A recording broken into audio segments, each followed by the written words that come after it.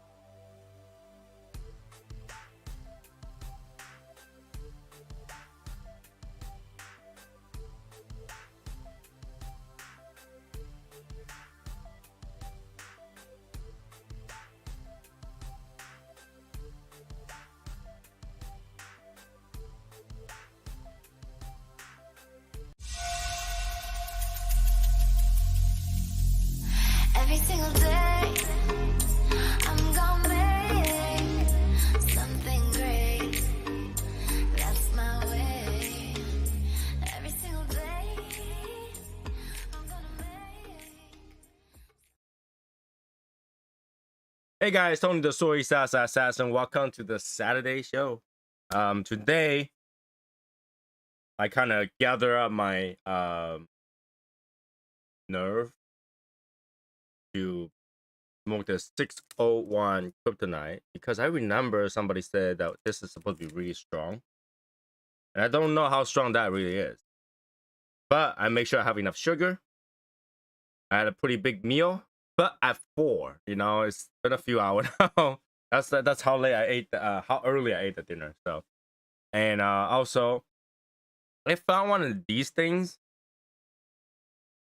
for cigars, and I think it's good up to 47 gauge. So a regular Robusto should fit, but I don't think it's gonna. I don't know. I kind of want to see how this works in terms of what works and what doesn't. So I'll play with it and see how that works out. Day in the neighborhood. Hey Val, How's it going?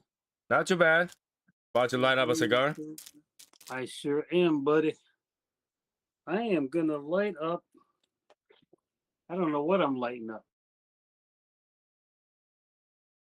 Let me cut. Some kind of a. It's a barber pole, but I don't know what brand it is. It came with no label. Okay.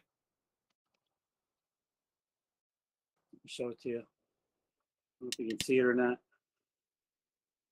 Here we go. You might want to like zoom out a little bit. You're very close to the screen. How's this? There we go. I have to get up close to the screen, so when I turn it on, I have to look really close to see what I got to press to get on. So Okay. all right. So did you get any snow?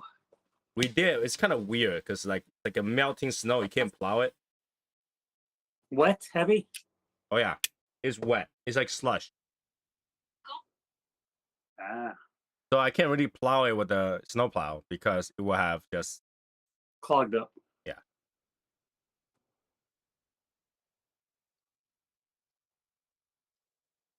Ooh.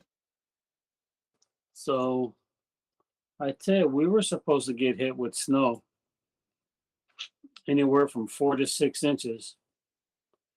But because we got such strong winds, 15 to 20, 15 to 20 miles an hour, it just pushed that snow right past us. So we got lucky. I didn't even get an inch, not even an inch of snow. It was rainy, sleety, little bit of hail, and then the snow came, and then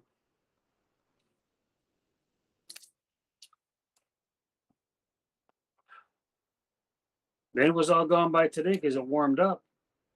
We're supposed to snow until end of the night, and then tomorrow is supposed to melt. But it will still freeze tonight, so we'll see what happens. Oh, okay. Okay. So let's see. Here, let me put this back in my pocket. This cigar tastes like, I don't know, like some sort of heavy medicine.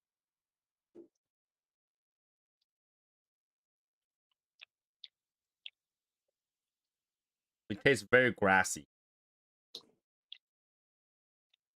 Very grassy. And my aroma tastes. My aroma is like a barn or a fertilizer. Probably typical, right? Yeah.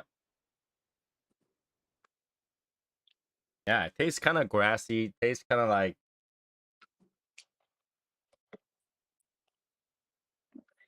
some sort of green vegetation. I don't know. Okay. But yeah, so I say I bought one of these things. I think this kind of stuff Okay. could help whenever you have like a crack cap. You just plug it in there. You don't care if the caps are cracked. Oh, I don't know if this works. I think I'm actually gonna think for the cigar if I.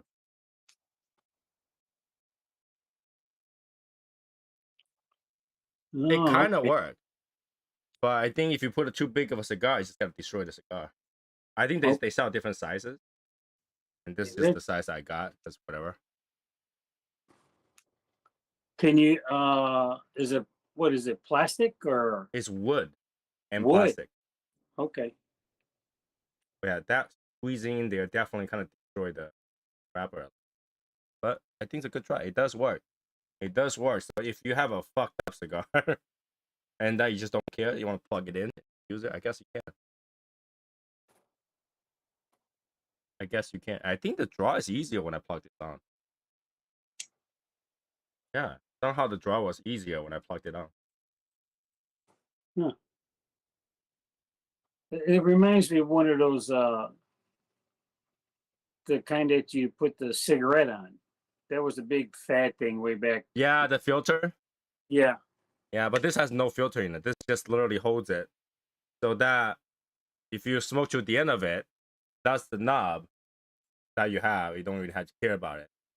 And just throw the rest of it. I don't know. Michael! Yes. Miguelito. Good evening. Yeah. How's it going, Mike? Yeah, it's going. I'm here. Tony's mad at me. You know all these problems. Hey, I wasn't mad. Did I yell at you? I didn't. No, that's it. That's why. That's why I can say that because I know you're not mad. You know, next time I prefer you to inform me first before you said, "Oh, something happened." But whatever. You know, it is what it is. My wife's like, "What's up?" I was like, just some cigars." So, oh, okay. Yeah. I guess the first time I've really screwed up with you on anything of yours. It's all good. You know, things happen. Yeah. It So happens. what's going on? What are we doing? What's the I'm word? smoking a 601 Kryptonite today. Oh, cool. I think it's supposed to be a strong one, Yeah, well, kinda. but it just tastes like grass right now. It's a famous smoke shop exclusive. I also got one of these little nozzle cap thing. Okay, I've seen those. and I tried it on. It actually works, and actually make the draw easier for some reason. I guess because the nozzle is small, so you're taking Yeah. more air to a smaller hole. It's easier to draw, I guess. Interesting. I'm Yeah, I gonna saw keep this that. kind of stuff around, so whenever my cap breaks on a cigar, I'm just gonna shove it in there so the cap can no longer unravel, or the wrapper can no longer unravel when the cap breaks, and just smoke it as is. Where'd you get it? You know, I got this one of those like AliExpress junk shit. Oh, okay. Because there's a kid that makes those in America. I saw him at TPE. This is like $2. Yeah. And you know, it feels like wood, but almost feels like a composite that looks like, to be honest. You know, wood shouldn't sound like this. Imitation. Yeah. It's Chinese shit. Everything's fake, okay? So what's going on, Val? I have a unbanded barber pole. Archita. So, Michael, did you watch last video? Was that Wednesday's video? No, I didn't get a chance to. We got some serious, strong debate about cigar shops selling MSRP and how it destroys like an environment or the local economy of cigar shops. Okay, if you're selling at MSRP? Well, Yes. he's kind of we're talking about the shop that sell, in a way, absorb cost. So even though it's MSRP, it's not MSRP. It's below MSRP by about 15%. It's a hard thing to do. Because the shop absorbed the tax. Yeah. So it's yeah, but it's also because this shop owns the building that they're in, and also sells his own brand as well. Okay. If he has the ability, I've had people ask me that too. I'm like, if you have the ability to absorb that cost, good for you. You know what I mean? And that's not something everybody can do. So I can't really fault him for it. As long as they're not selling it for way below MSRP, I don't have a problem with anything like that. Basically, we had that whole debate come about because Innocent think one way, right? And Brendan also is very passionate about this topic because he thinks that it destroys the local other cigar shop. Well, yeah. If you got me selling it for 10, and somebody that's a few miles away at a different shop is selling it for $7, that screws everything up. Right, but his Innocent's argument was that there is a crowd for every shop, and if they support you, it doesn't matter if you sell more or less. Yes and no. Right. There is a social aspect. Yeah. I basically tell him that I hope that you never run a business, because if someone's price is better than yours, it turns out to be your fault. That's what I told him. It can be. Right? But if you start with everybody at the equal ground, you understand that everybody has overhead. They have rent, they have employees, they have all that. And it seems that shop, they own their building, so there's no rent, right? Yeah, and they can absorb certain costs to, I say bully other shops nearby, right? In New York, every price is super high. So they don't care. They can open all this thing. They know that no matter where you go, it's going to be around the same price. But in that area, it doesn't seem to be the case. But he think that that's not it. He think that there's no effect of absorbing that 15% of tax. Well, there is. He think that it doesn't destroy other shops. The other shops not doing well because they suck. Okay. But I think a lot of shops cannot expand or do better because not everybody's that wealthy. Exactly. Right? So yeah, I got to a point where I just like, you know what? I hope you never own a company, because another company can bully you to pricing and just want to destroy you, but then you will think that it's your fault. You'll have to say that's your fault.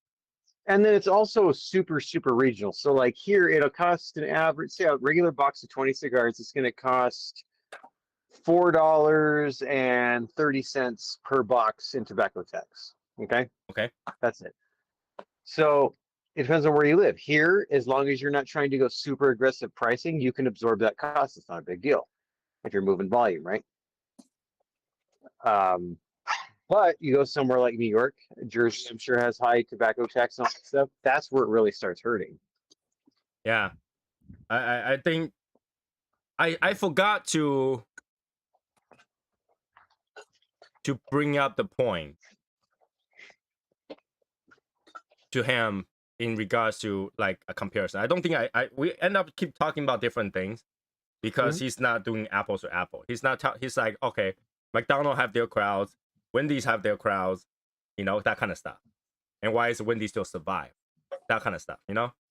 And I was like, they're not selling apples to apple. There's McDonald's have McDonald's burger. It's not the same as Wendy's, right? Right. You go to Wendy's because you want to eat Wendy's burger. It's not like McDonald's is selling McDonald's burger, Wendy's selling a McDonald's burger.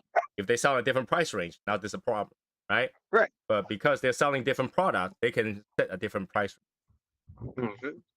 And in the end, as bad as this sounds to anybody in the world, okay? If you can agree that online shopping is destroying local stores, then you can agree that if local store does the same thing as online shopping by killing your prices, it will affect it. Now, unfortunately, that's where the industry is heading, right? Everybody is doing online because it's just easy. And there's more selection, people can have more things. That's just where it is. And you go to lounge because you also get that added value. You're being there, you're talking to people, you're smoking a cigar that you can touch on the spot. You are hanging out. And hanging out has its cost because there's lights, whatever. Right? Yep. But if the place that you hang out is trying to bully other people with prices, that's a little weird. So in what way do you consider bullying everybody with prices though? Well, I say that as I guess in an extreme way, right? For example, Costco. At one time, it was on the news because their gas price is significantly cheaper than their surrounding prices. Yes, and that's technically bullying them because they can do it. They make the money from membership fee.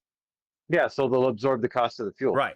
So they can do it, but in the same time, the amount of gas they're selling is the amount of gas that surrounding gas station is not gonna be selling. Exactly.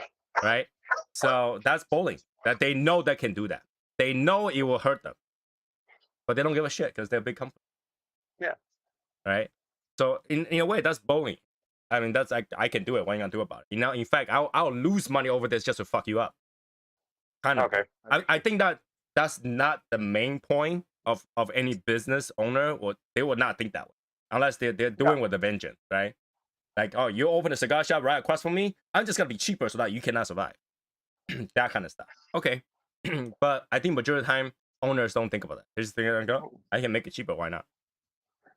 I'm gonna make so much money. I know what? I do it out of quantity, you know, versus how expensive they are, you know. Yeah, well, the Walmart model, move volume instead of making margin. Right. But in a way, it's a subconscious, like not really physically bullying, but it's technically bullying because you knew that's gonna hurt them, right? Well, then we've all kind of unfortunately gotten subjected to shopping around all the time for the exact best price that we can get. So I tell you what I did over the last day or so. I went to some cigar shops just to check the prices on cigars that I would get at two lounges by me. Now, one lounge is significantly higher than the other lounge, but they have a lot more to offer. The bigger lounge has a nicer seating area.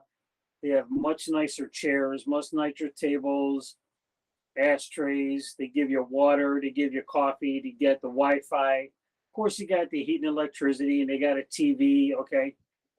The other lounge doesn't have all that. They have a seating area for like 4, maybe 6 people tops. You don't get water, you don't get coffee, they don't have Wi-Fi.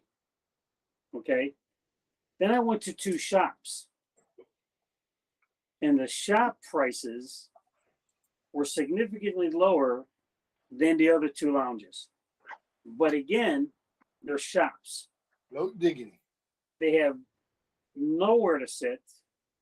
You go in there, you go in their humidor, look at the cigars, pick out what you want, you pay for it at a lower price, and that's it. Nowhere to sit, nowhere to talk to anybody.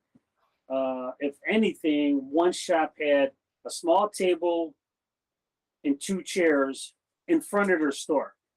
But that's only good if the weather is nice and if it's not raining, you know? Right. So I see the significant difference in the price to the lounges because you're getting more out of it. And then I have to take into account that their expense is higher because of the rent. So they're trying to offset a lot of the things that they provide for you. Unfortunately, the price of your cigar goes up. But with that in mind, you're getting a better venue. You're getting a better atmosphere. You get a better socialization to meet up people and that kind of stuff. So, I don't know. MSRP, I don't know. This part 2. Well, that's kind of like a review. Settle down now. We all kind of calm down, not as aggressive. Oh You my know? God. Well, you think about it. The MSRP set it for a reason, right? True. Okay. Because they factor their cost of materials, my cost to buy it. If I had a B&M, all the operating costs, we all understand all the overhead, all that fun stuff. So with that, you have to take into account, and people don't, you have to take into account all of that and then realize your margin, your net margin that you're going to be operating off of, selling at MSRP on cigars actually isn't that much at all. Because once you factor everything in, if you're selling at MSRP or slightly below, you're keeping roughly $3 to $4 per cigar that you sell after all that, maybe. So you got to really be moving some cigars. That's why a lot of cigar lounges, a big sale for them on a day would be like $400 or $500, sometimes $1,000 if they have an event, $3,000 to $4,000. That's it. That's their total gross income for the day. It's really, really hard to operate a business on that. And this is why some cigar shop or some cigar shop places, they only sell boxes. They don't sell single stick. Single stick, I think, is like a very recent thing, recent year kind of thing. In the past, Well, you make more money. Yeah, you make more money, but it takes longer. Right? Single cigar kind of thing. I think it's just started in the past few years, like 5-6 years. Because in the past, you always just buy the entire box. Yeah, yeah. No, they've been up for a while. Unless you're in the shop. You're buying one to smoke. But majority of the time, if you go online, you order cigars back in the days, it's entire box. Yeah, it was boxes, and every once in a while you get the samplers and all that stuff. That's why those were popular. Other than that, if you wanted a specific cigar, you bought boxes of them. That is true. Right? Because, just think of it this way, right? Back 3 years ago, TNT cigar was like kind of big thing because you make your own sample. You grab whatever, you make your own sampler kind of thing. And that's like buying single cigar, right? So it's like that. I remember in the past, I always had to buy boxes, like, very early on. And they're obviously like the Thompson cigars and stuff like that. They kind of do agree with that, brother. I don't agree, man. 5-pack and stuff like that. I'm talking about like in terms of online. Oh, online? Mm-hmm. Yeah, because like Yeah. Singles, yeah. No, you're right. I agree with it. Right? If you go to shop, they have. You go to lounge, you're not gonna buy entire box of smoke. You gotta buy the sticks and stuff like that. But like when I talk about in terms of online, back in the day, they always sell you by the entire box. Oh, easier. until Thompson Cigar start to do like the 5-pack and stuff like that, and then you have the TNT start to do the singles. I mean, I'm talking about the store that I have experience with, but like majority of the time back in the day, it's always like if I look it up, it's by the box. Like when you buy Cuban cigar or something like that, it's always by the box. Like when I go to China and stuff like that to buy cigars, by the box. But yeah, if you have a lounge, you gotta smoke there. They're not gonna sell you an entire box. Oh, good luck. Okay, here's a box. Go smoke one. That'd be nice for the business. Right. So yeah, I mean, the end, like I said, it doesn't matter. Business, business, good business, good business. I mean, unfortunately, some business decision will make your business do well, and it's a smart business decision, but it might hurt others. And the thing is that the others probably didn't do their research enough. Everybody, okay, before you start a business, do a survey around your area that you want to open a business. If anybody else's cost is lower than yours, you think twice. Unless It's you like have significantly more to offer. We had a cigar shop just open here, cigar lounge, Okay. and this guy was wanting to make a very high end lounge. He's a kind of very corporate type of guy, very arrogant. I really don't like him, but that's beside the Okay. point. He does all this stuff just to do all this build up, telling everybody it's going to be, great selection and high end BS, all this stuff. After all this, they just opened it. It's an El Septimo lounge. That's it. That's all they have. That's all they're gonna sell. Yeah. El Septimo? El Septimo? Yeah. That's it. It's an El Septimo lounge, and that's all. Okay, now that I established all that, the average single income family here, okay, living somewhat comfortably, is $55,000. Okay. The average cost of an El Septimo cigar is like 20 some fucking dollars. Even in the area of town he put it in, your market of that kind of high-end customer Polarized it.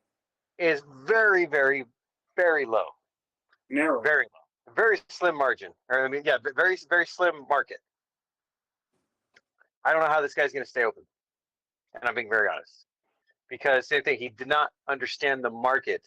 Even though this guy lives here, he didn't understand the market that he's trying to put this lounge in.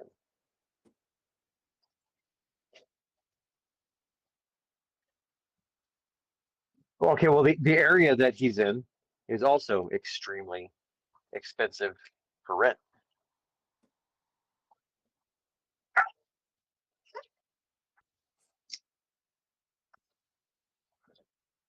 But no, he didn't study the cigar market though. But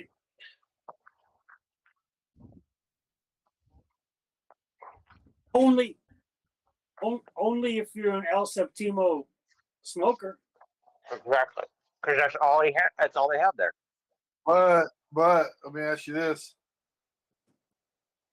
if there was a Casa Cuevas only shop, would you go smoke there?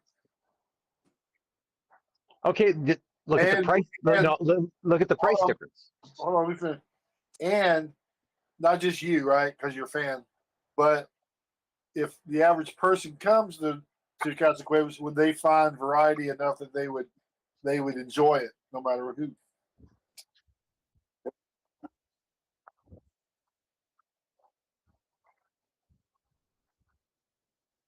Mm-hmm.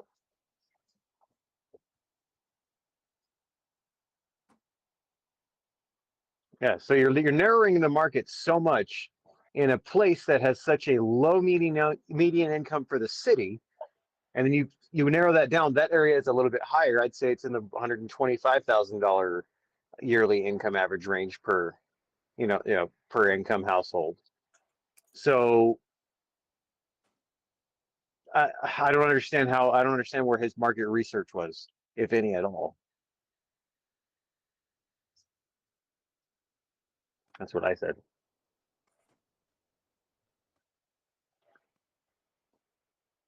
Well, And he I don't even want to go in and check it out because they made it so gaudy, high class looking because it's El Septimo. Like you don't even want to walk in there unless you have like a suit or something on. One of those places. well, somebody must have really sold him on the idea.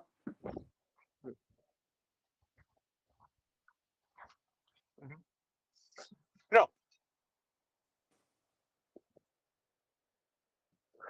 Right.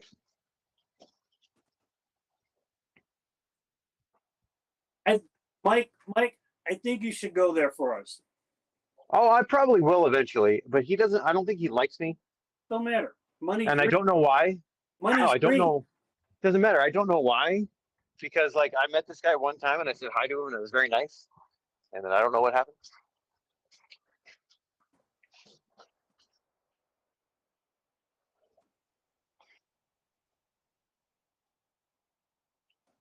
Well, it's because I don't have Gran Habano, so I can't order it. Uh, but yeah, it's like 20 some dollars a cigar. I thought you carried Gran Habano. No, I don't have Gran Habano.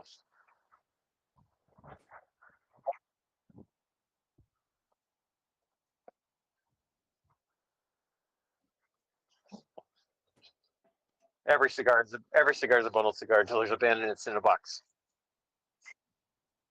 No, they have they do a lot of private and house blend stuff. Yes, that's why he went ahead and did their boutique lines with like the El Conquista and the Black Dahlia and all that kind of stuff. That's like blue and green. That's their boutique line. That's why he did that. Which they're also did. They kind of shrunk down. They shrunk down their offerings sizes and kind of did a little rebranding. So that'll help.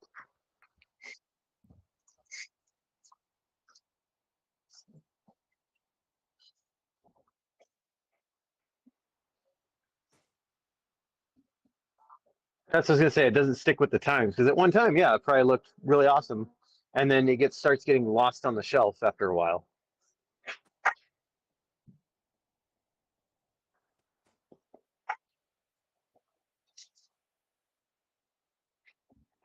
I think Dunhill was ugly. Dunhill was ugly. What are? Dunhill. Oh yeah, Dunhill's just it looks plain and eh. No, it's pipe tobacco, and they also make cigars or did. I don't know if they do anymore. I don't think they do it.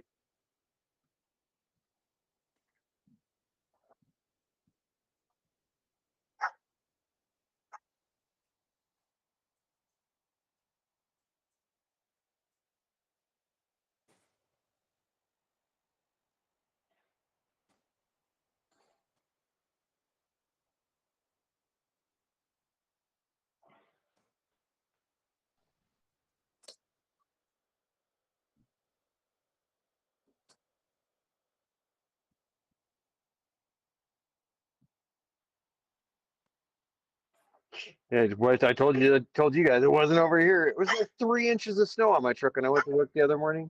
And then I was like, okay, it still was snowing a little bit. I get to work, it's still calmed down. Then it started snowing all hard. I was like, what is going on? What is going on? It was bad. That's crazy.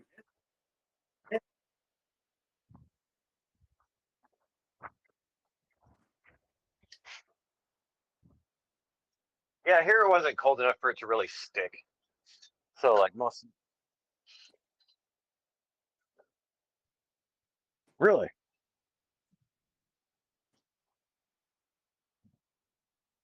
That's not good. Crap on the highway.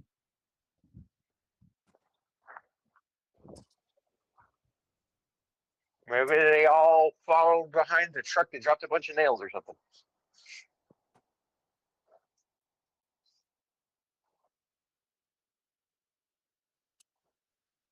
Yeah.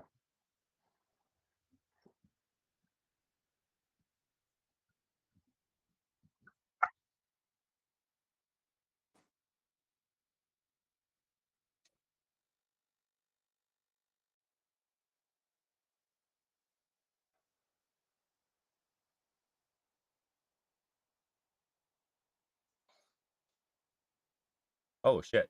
I mute myself all this time. Nobody told me.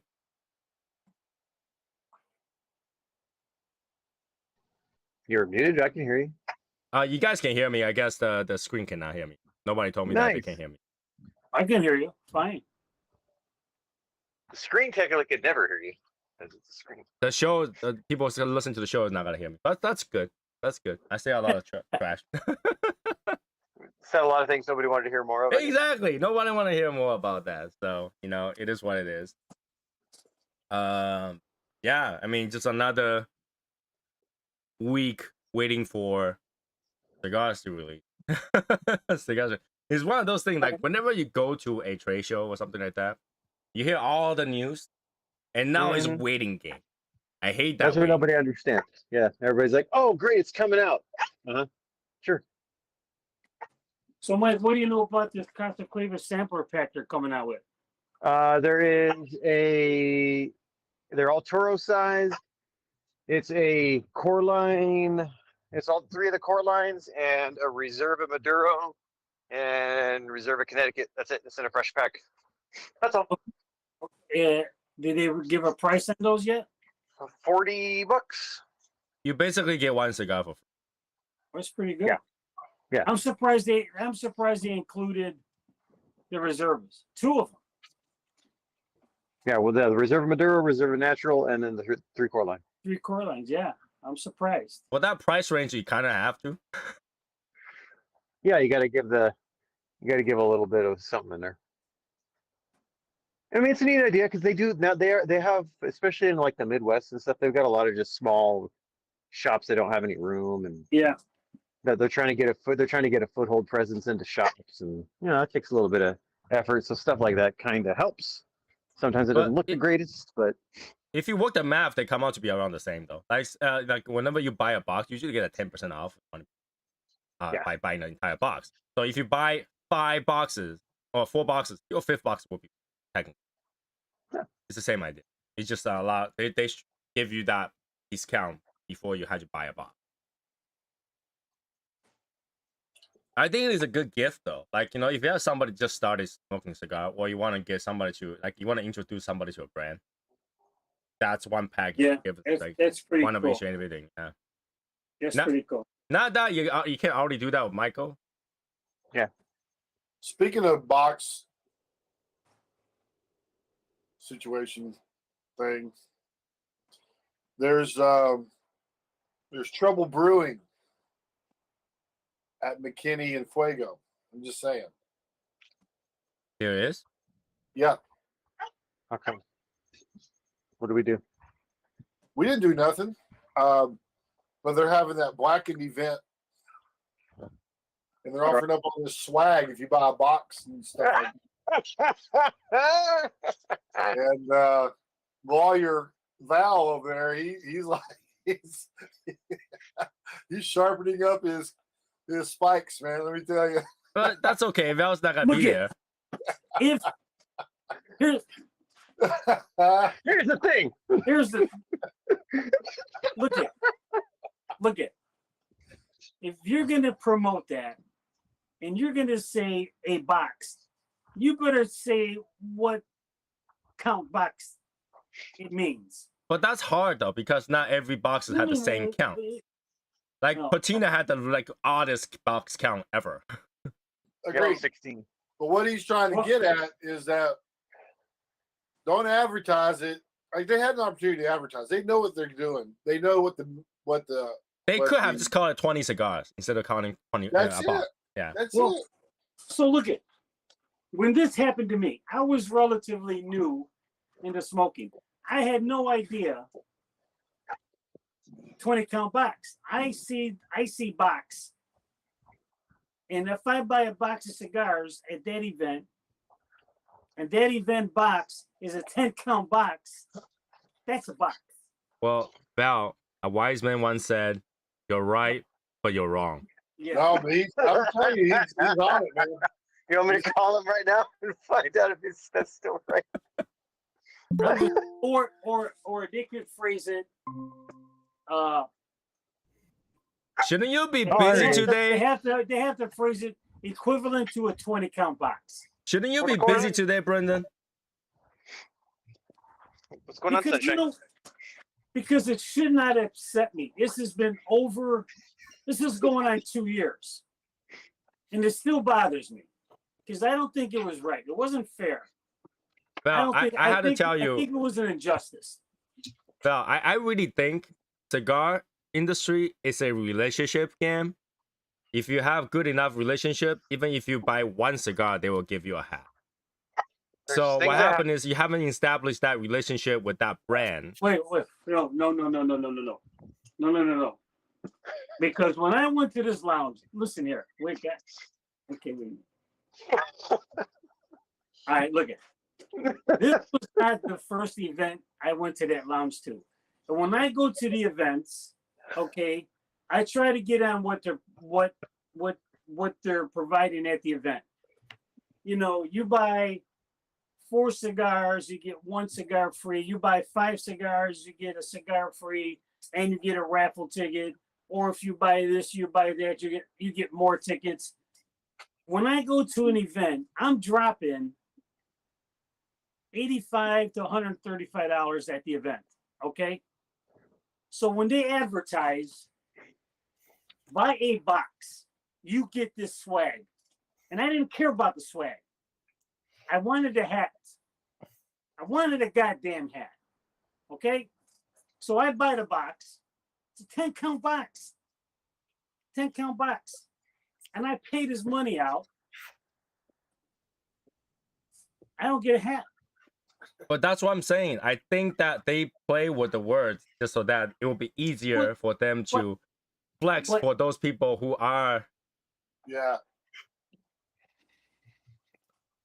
This was my 5th event that I had attended. My 5th event. Is it the same brand? No. Yeah. No. But when you advertise in social media, you advertise in the lounge, you advertise as soon as you walk into the shop, you advertise it on the door, buy a box, get this swag, including a hat. And I'm relatively new to this. I don't know a box count is 20 cigars. All I know is that I buy a box. And if that box has 10 in it, I bought a box. I believe I should get the stuff that goes with the box. Let me ask one question. Was it the headlining event? Yeah, shut up, Mike. You're so full. Shut up, Mike. It was a Drew Estate event, which keeps me so much more upset about it. Well, okay, number one, there's your problem. It's Drew Estate. But let me ask you this. Does that shop offer a box discount? If you buy a box and it's not during an event, any other day, does that shop offer a discount for buying a box? Well, I tell you what. Is that yes or no? They do to certain people. For members. Well, there you go. I have no idea what a member is. Well, then they're failing at doing their job. But okay, if that shop, this is my only clarifying thing, because I agree. Like I've done a lot of, I've done more than 5 events, and I get into this all the time where guys, same argument, right? Well, I bought a box, so I learned real quick that I have to clarify 20 count. Now when I do patina, it's different. You buy a box of patina, it's a 16 count box. Yep. I'm not gonna make you throw 4 cigars on it to get the deal, right? But when I do Cuevas events, I have 20 count boxes and I have Sangre Nueva, so I have 10 count boxes, and I have the limited edition Flacos, so 10 count boxes. So I have to clarify by any box 20 count, blah, blah, blah, blah, blah, then you get such and such free.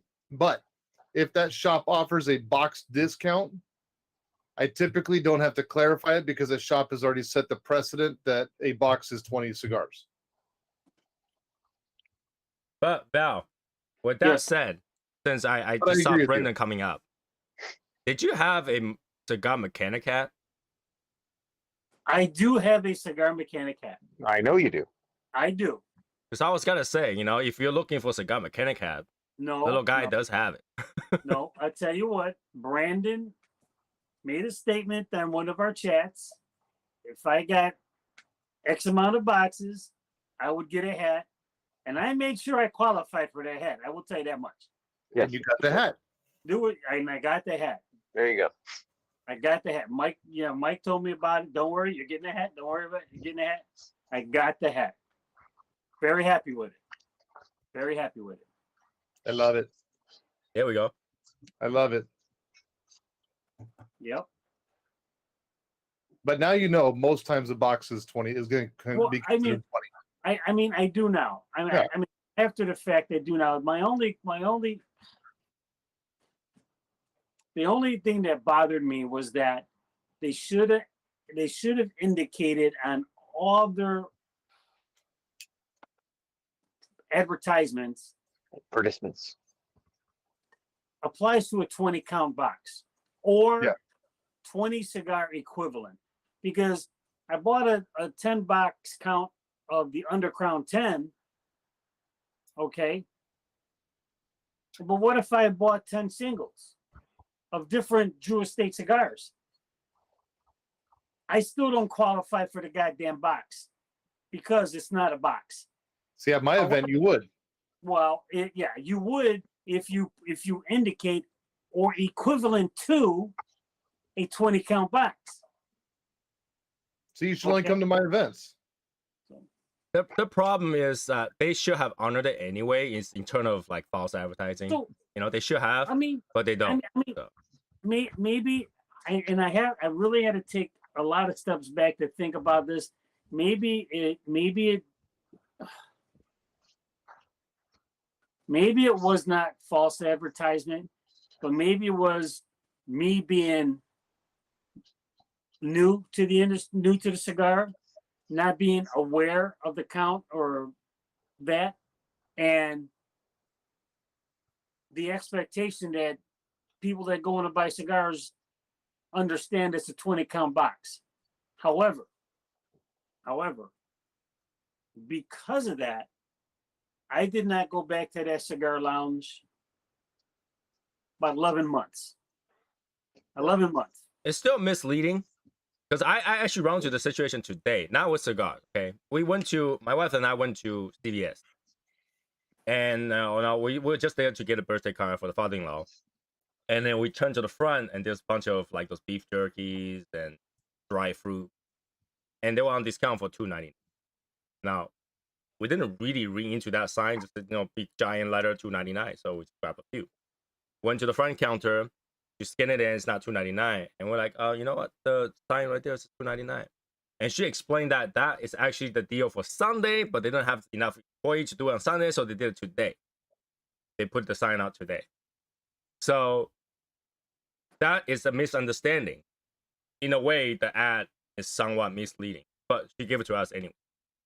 I'll say, yeah, because they have it advertised, they have to sell it to you. But on the little thing has a very tiny word that Val will never be able to read that says starts March 5th. See, Val, so we go back to a very important statement that a very wise man that has a cigar manufacturing facility. You are right, but you're wrong. Yes, but I will tell you this: when I spoke to him, and I have to admit, he listened to me for like 20 minutes. Okay, This wise man, I felt like the wise man listened to you for 2 hours. It was a couple hours. So it's okay. was it that Yeah. long? It was See, 2 like- hours. Okay, well, he did listen to me, and I have to say, You're you a patient man. he didn't brush me off. He didn't turn his head away from me. He literally looked me eye to eye, and he listened to me, and he put his ear to me and everything. He's a patient And- man. Let me tell you. And then he gave me a story of one of his. Okay, he told me that he was at a Cuevas event, and I think it was if you bought a box of cigars, they gave you a T-shirt. Well, some guy came in, and he bought like 3 or 4 Cuevas cigars, and the shop rep gave him a T-shirt. So Cuevas looked at the guy, and he didn't say nothing. He let it go. And after the deal was done, he pulled the shop owner over to the side and he talked to him. He goes, I understand that you want to give stuff away, but we're giving the T-shirts away for the people that are buying the boxes. He said, well, I go get the shirt back. He goes, no. Don't get the shirt back. And he says, and I started thinking, well, why the hell don't you get the shirt back? He didn't get that goddamn box, right? He said, because that's a customer. And I'd rather lose a t-shirt than lose a customer. Sounds like Lewis. Yep. He said, I give up whatever, if the t-shirt costs $10, $20, $30, I don't care. Yep. Because he's going to come back. Yeah. And he's going to buy more of my cigars. Okay. And he's going to tell his friends.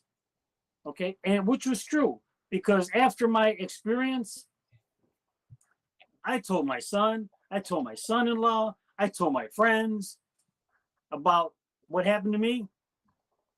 They never went back to that lounge. And if you look at it, 10 months, 11 months, you're missing my 85 to 135 bucks a month. You're missing out that money about my friends that I go with me there, my son-in-law, my son that I take there with me. You're losing that much money. So if you can afford to lose in 10 months a couple of $1,000, hey, okay, Nice. fine. Okay.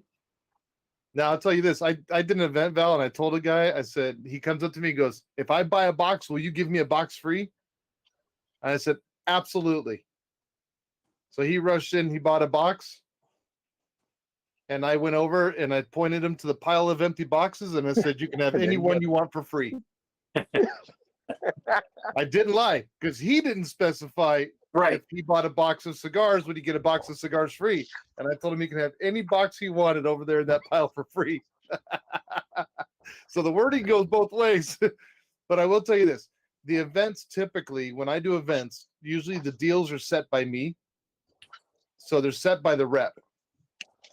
Right? So it's a lot of times it's not on the shop to give you the t-shirt, just so you know. It's not on the shop to give you the t-shirt.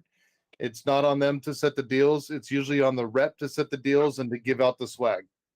So just to you should be mad at the brand or be mad at the rep, but usually it's not the shop, just so Okay.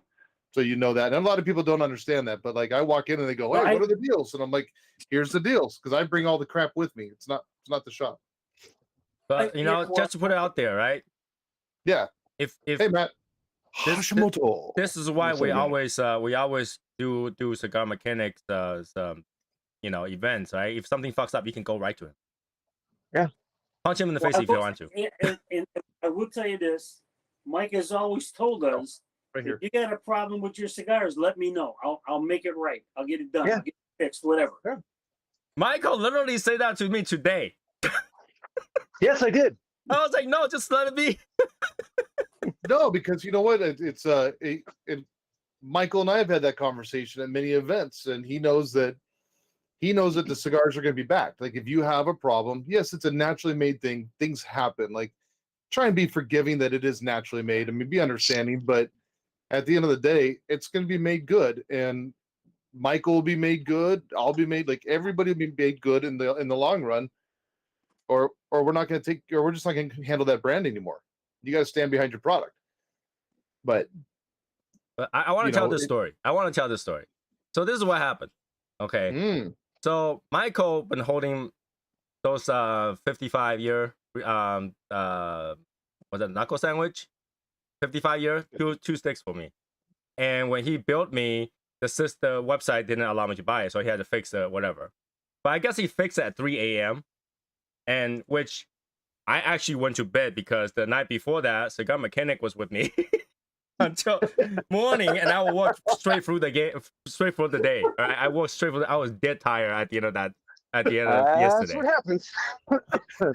And that was funny too, because you're like, why are you messaging me at 3 a.m.? And I was like, you knew I was awake. You knew I was awake anyway. So I don't know who else is shopping in the middle of the night at 3 a.m. But when he changed it, somebody bought us 2 cigars. Yep. So I'm not gonna have any of the 55 years. Which he apologized to me at 3 a.m., which I didn't see. And when I wake up in the morning, I was like, what? I was like, what? And he explained it to me. And then he was like, what can I do to make this right? I was like, dude, it's okay. Well, it's simple, right? Like if Oh, there's do something you- happens, things happen. Michael, do you need a box of 55s? There aren't anymore. Do you need a box of 55s? Tony, do we need a box of 55s? I need a few stick. I'm pretty sure some people other than me will So- want a few stick too. So sure. All right, let me see what I can do then. Okay. See, and just Things say happen. something and make it right. When Michael talked to me on that, I was like, dude, it's just a cigar. Things happen, and then the person, you're welcome. By the way, whoever bought that, and got a good deal and bought quite a bit of cigar and got that 2 sticks. So, it's good. Somebody else got it, then it is what it is. It is what it is. I was gonna say if the guy only bought that 2 sticks, then maybe I should go confront him. But then the guy had an order, so it is what it is. The guy's quicker than me. Stay at 3 a.m. and did that. Good for you. You got it. But yeah, if you go to the right vendor, you go to the right retailer, they'll try to make it right, whatever that mistake was, right? And I think, and that's one thing that I cannot even get mad at Michael. It's just like it's so normal, and it rarely happens. And then he was trying, he wasn't trying to brush it off either. It's like, sorry, man, my dog shoots cigars, something like that. Yeah. It was just like he told me exactly what it is. So, go to the right shop, they'll make it right for you, even if you're on the wrong side. Even if you're on the wrong side, the shop usually will try to work with you, right? For me to demand a freaking box because the box shipped to me broken, I'm technically on the wrong side. I'm just whining about that. And they sent me a box. So, it is what it is. It is, things happen. So. See, Tony, since you got 2 boxes of that, it was closer to being worth the price. I think so. By the way, this 601 Kryptonite is pretty crappy. The entire thing tastes like grass. That's a famous exclusive. It's yeah. Yeah. Yeah, I don't. Yeah, I would not recommend this. I smoked the wasabi Lancero last night for the first time. How is it? It was very good. I was expecting it to be very, very grassy because of the candela. I was very surprised that it was not at all. And I had been over at Embargo the day before, and David had just got him in over there, and he smoked one, and he's always finding the problems with every cigar, and he had nothing but great things to say about it. And then Chicken smoked one the next day, and there was like 3 other guys smoking them. So I snatched one up and smoked it, and dude, it was good. It really, really surprised me. It was very, very good. Yeah, the regular wasabi is pretty damn good too. Yeah, that Lancero had a lot of transition to, like, towards the end, that spice started building up a little bit towards the end, and it was surprisingly very, very good, and about 3 or 4 transitions in that cigar. Yeah, I was the same way. I was hesitant on smoking that wasabi because of the candela, but man, I was like, fuck. Rudy was the one that pushed me to get it. Oh, So okay. I smoked it, and I was like, damn, I didn't taste one bit of candela. So it was really good. Yeah, it's got that Habano binder in there, man, with all the Nicaraguan fillers. It just really overtakes that candela. But you can get that little bit of, there's a little bit of orange note in there. Oh. But Oh, There you go, bro. No. Here's the problem. If you say there's an orange no, and somebody go get it without orange no, we have an issue now. yeah. It's got hints of avocado leaves. It's like a green tea latte. Yeah. Very nice. But yeah, I mean, that was something. My wife was like, did you just went downstairs and did a live? I was like, if I do a live and downstairs, could you hear me at 3 a.m.? Like, who What you was it talking the to? other I was day? like, yeah, Brendan hit me up. And he's like, Brendan, does he sleep? No. What was it the other day? You and I had a phone conversation, and she was surprised, like it was really just a quick conversation. Yeah, like, you didn't bitch at him. I was like, yeah, there was nothing to bitch about. See, Plus, that's I what was I'm saying. driving. I didn't want to drag it along. I was driving, so. The people don't realize, like at the trade show, back to the room at 4 a.m., back at the show at like 9:30, 10, whatever. You know what I'm saying? It's just it's yeah, no. Sleep's not a thing. Well, do that. What was it? Thursday night, I got to my room by 4. I was heading back up at like 2:30, and Mary stops me. We go back, have another drink. I was pissed drunk by the time I got to my room, man. I mean, I was done before I had that other drink. And then I think I was up at I think I had to be up at 8 so I can get some orders put in, so I can get to the show in time to be able to get to my first meeting. So it's like there's all that back end stuff, right? But it's like, still drunk walking to the show floor. In there. Yeah. Good time. Yeah, my wife was surprised to hear me talking late at night in English, because she knows that if I'm talking English, I'm talking to one of you guys. So she thought I was doing it live, because I usually talk to my client in Asian languages, whatever client was. So she was like, "What the hell?" Hearing me talking. But yeah, Just try to get stuff done for the Legion, man. yeah, that's what I told her. I was like, it's about the Legion, and then she's like, "Oh, something wrong?" I was like, "Well, if I'm talking to Brendan, it's probably nothing wrong. If I'm talking to Michael at 3 a.m., maybe." Maybe. That'd be more apt. Yes.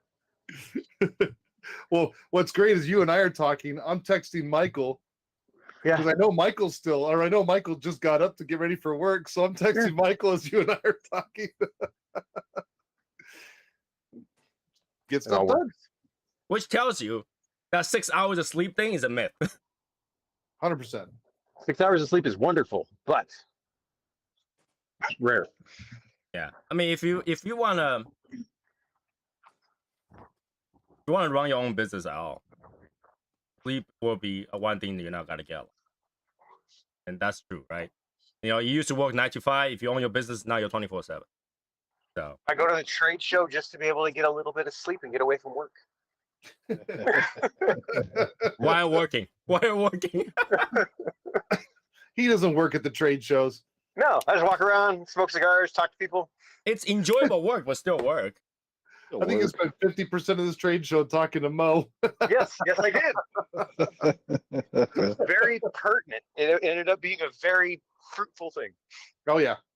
I know he's that awesome. COVID is So, over, so everybody's trying to kind of get back to work, right? Something like that. And I think everybody's got more busier than they think. They forgot how busy they were. Like my wife was like, "Oh man, now they want me to go back to office 3 times a week." And I was like, "You do know when you started, you're every day." Yep. They got to start dipping people's toes back in the pool. But what do you guys think about that kind of stuff? Like, you know, as a worker, somebody said, "I want to work only 3 days in the office and the rest at home."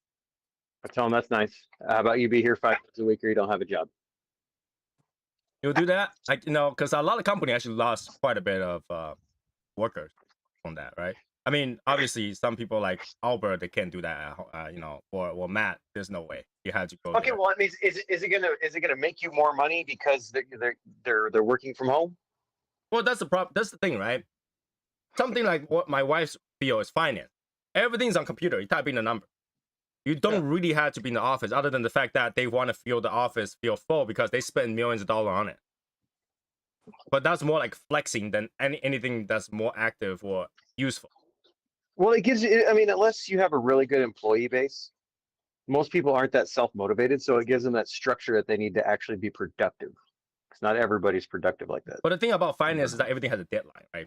So long as you finish by deadline, it doesn't matter how much you slack off. So long as you finish by deadline, right? Your tax accountant doesn't do your tax until tax, that kind of thing.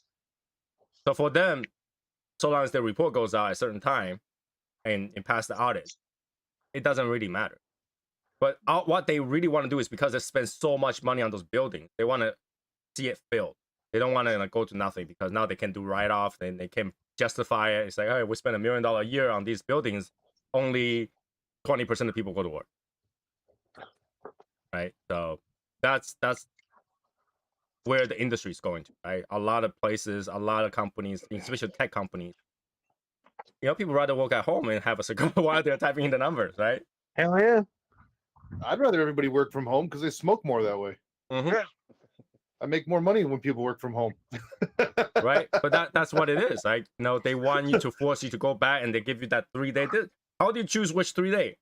Any of the days are sucky, right? There's not gonna be one day like, you know, Monday will be a really good day to drive to work, right? The only day that's good to drive work, Christmas Eve. Oh yeah, it's awesome. Well, not Nobody's for me there. because everybody's out doing shit. Never mind, because I go on like the night of the 23rd when I go to work, so everybody's out doing stuff. They're in my way, trying to get to work. People. Right? And there's no They're really buying good day. gifts. So now they're like, I think they told my wife, come in 3 days a week, we'll go find another job. See, what's wrong with that? Isn't that how you're supposed to do things when you're the boss? True. But imagine if some people does say, yeah, screw you, because I've seen a lot of people did that. Just screw you, and all of a sudden you have no work. I think the market's changed for that though. You start to, because I around last year, anybody that says you got to come back to office, they just quit. They just quit, right? Nowadays, slightly different because we knew a recession is coming. Companies are cutting down. First quarter of the year, everything looks bad. Everything looks red at the first quarter, right? So it's a lot harder. They can actually say that. But in a team that has like 4 people, 1 person leaves is a lot, right? 4 people, 1 person leave, and I'm talking about 2 people are managers. See, we could get rid of a lot of managers where I agree with that. I agree with that. Micromanaging doesn't work. Get rid of a lot of them. They're useless. Micromanaging doesn't work. That's why Brendan had to hire people to stop motivating. I mean, listen, I put that on because it eliminates 90% of the people that are gonna freaking or say that they're interested. Like I put that out for a reason. It was funny when I put that out. If you look at all the comments, people are like, "Oh, I want the job. Oh, I'm interested," and they didn't even PM me, which I specifically said to PM me. And then I said, "You don't have to be in state." Well, I had people message me going, "Man, I wish I lived in Arizona so I can work for you." Didn't read it. Okay, you can't read. Right. You know, then I get these people that are going, "What's the pay?" Well, that's a great way to introduce yourself. Right. You know, so it's like, yeah, like people need to realize your interview starts from the moment that you are asking about a job or implying interested in the job. Your interview starts. I don't care what your resume says. I'm asking you to send it so that I can see how quickly you send it, how efficiently you send it, how you write. Did you have a cover letter with your email? That like, I want to see the process. I don't care what's on that resume. I really don't care what you've done before. Now, if I look at the resume and it's 4 pages long and you've had a different job every 3 months, Right. we're probably going to have a problem. I'm not interested there. But you've probably already proven that you've already proven yourself by the time you've gotten to that point, because you're the guy that came on and goes, "Well, how much are you going to pay me? What hours do I have to work?" You know, Matt, you know, you go through that all the time. Yep. That's the thing is like you get that shit and you're like, I mean, the first time I see that or hear that out of their mouth, it's a turnoff. It just, yep, bottom of the pile. How many of them messaged you in the morning? What do you mean? Well, you asked them to message you at night. So, like, how many of you messaged in the morning? Didn't even like follow those instructions. Oh, because you PM. I get it. Yeah, nighttime. Albert, I'm actually curious. Albert, when's the last time you turned in a resume? 9 years ago. Oh, I actually remember. That's pretty good. I had the job anyway. So, Matt, when's the last time you sent in a resume? About 19 years ago. Almost 20. Brendan, when's the last time you sent in a resume? Oh, geez.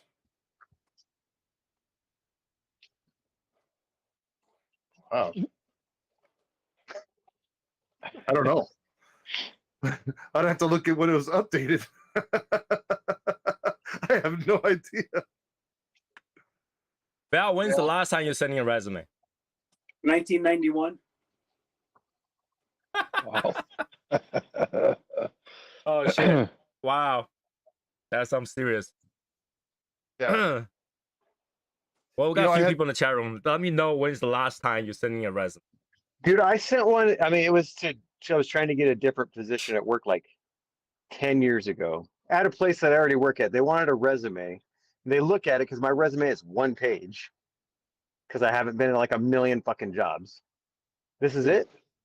I'm like, you guys know me. That's why I got so mad. I was like, you guys, I didn't say that to him. I'm like, you guys know me. What the hell? What kind of stupid question is that? That Right. is one of the scenario I've seen. So a woman worked in the company for 19 years, and I guess her boss quit, so she want to take over the boss's job, and the boss's boss asked her for a resume. She said, "I worked in your company for 19 years. What kind of resume do you want?" Yeah, but again, it's like for me, like I would ask that just because it's about that process. It's about how they respond to that question. It's about how. So the lady that I hired, Jana, I pretty much knew from her first response that I was going to be hiring her because she responded very, very well. It was, hello, Brandon Wells. My name is Jana, last name. I was referred by Priscilla, last name. I'm interested in the position. Here's my qualifications. Here's the value I can add to your company. I look forward to hearing from you and more about your business and and what needs you're looking to have met. Blah blah blah blah blah. There was punctuation. There was paragraphs. There was clarity. There was never, even after I interviewed her twice, she didn't ask about pay. I brought it up to her. But I knew from that first moment, I said, this is the person. I just said, great to meet you, blah, blah, blah. Send me your resume. Here's my email address. Within 10 minutes, there was a resume, and it was sent in a image format. So I couldn't zoom in. It was blurry. So I said, I think you sent it in image format. Do you have it in PDF? Within like 3 minutes, there was a PDF right there in my inbox, like done. It's like, that's what I need. But is pay really that big of turn off? Because if I'm hiring somebody, I will tell them what the pay is, so we know on the same page to start with. If you go through all that thing and then turn out the pay is not even close, not even the same page, not even the same level, then it's a waste of time. When you open with that question, it's a massive turn off. I'm not saying open with that question. Maybe in the end of a first interview or something.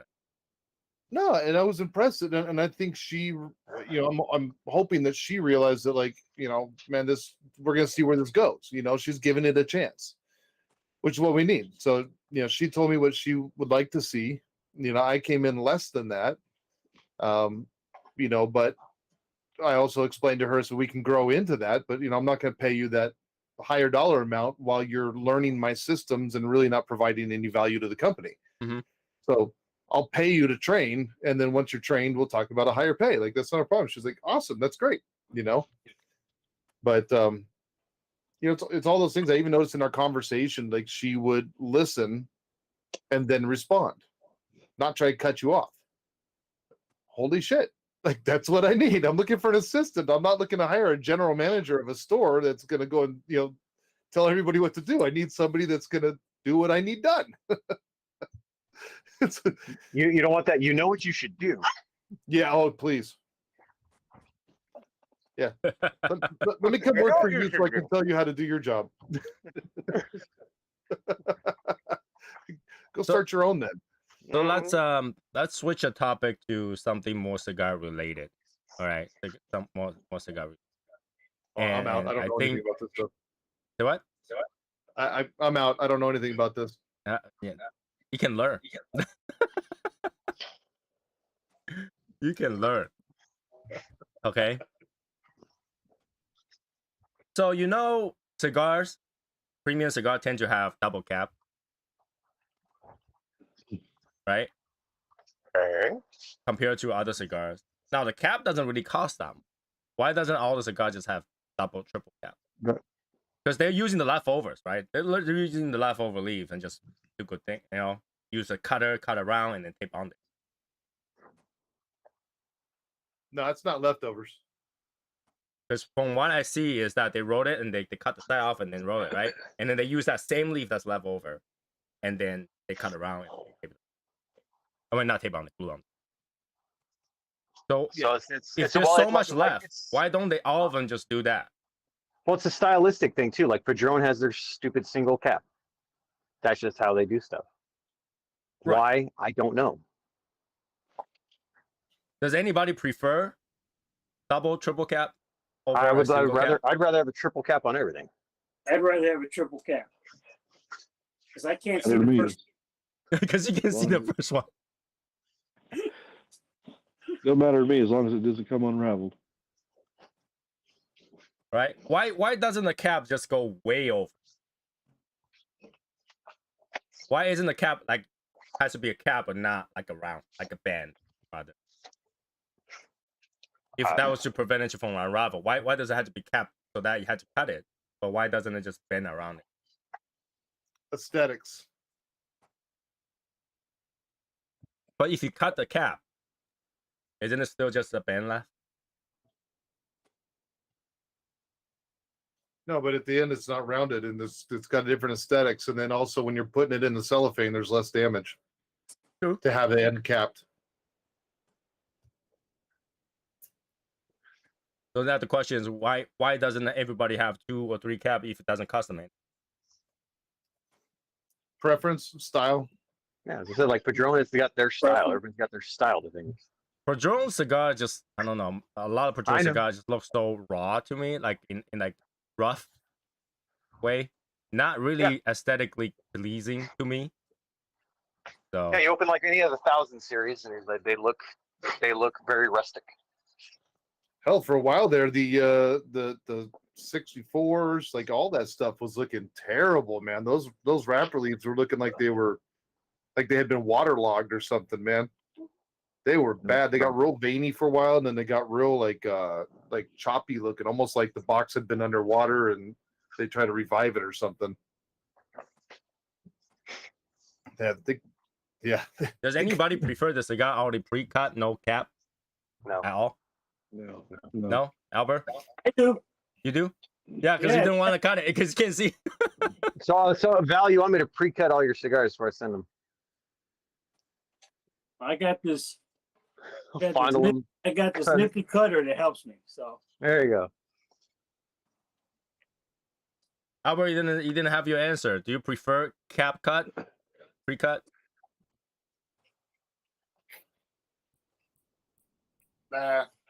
Nah, you like to cut it? It's part of the whole thing. Oh, I like to cut it. Yeah. There's no doubt on that one. But I'm just saying, like, you know, there are some cigars that probably will do better if it's pre-cut because the cap just not staying. Like they have such a little cap that if you cut it, the whole cap comes off anyway, and then start to unravel because they only have one cap and the cap's tiny. So Cuban cut it with your nail. That's what I was about to say. The same thing, man. That's So why once you Cuban do cut that, everything. you lose that pleasure of cutting. I don't know. I do literally I've used my pocket knife at work quite a bit because sometimes I forget my cutter, my nail. I don't think it matters anymore. but I just do it. Let's talk about this because I've been recently watching a video about it. Now, how bad do you have to be sick to stop smoking for a week? Like, are you talking like an actual illness? Or that could be anything. Could be like a cold sore. Could be like you bit your tongue. Whatever. How If I bit bad my does it have tongue- to be for you to stop smoking for a week? If I bit my tongue, I don't care. I don't have active herpes, so I don't have cold sores. So, if I'm feeling like shit and like I have a cold or something, yeah, I won't smoke till I feel better. Even if it takes like a week or so, yeah, okay. How about the rest of you? How about Brenda? Brenda, how sick do you have to be to not smoke for a week? I know it's different, but there's if I'm laid up and home, like if I'm laid up and I'm just like I've got no energy to get up and go anywhere, and I'm just in the house, sleeping a lot, that kind of sick, like then I don't smoke. It's more for me like situational. If I end up outside, then I'll smoke a cigar. But like this is the first cigar I've had all day. I actually cut it this morning. It's been laying on my ashtray all freaking day because I ended up working on the Jeep and the pool, and I don't like to smoke a cigar when I'm working on cars. But then there's the other situations of like after the trade show, I won't smoke for probably a week after the trade show because I just need my palate to come back after smoking that many dang cigars and being dehydrated. Or it takes them almost a whole day to smoke one Robusto. Literally all dude, day. yeah.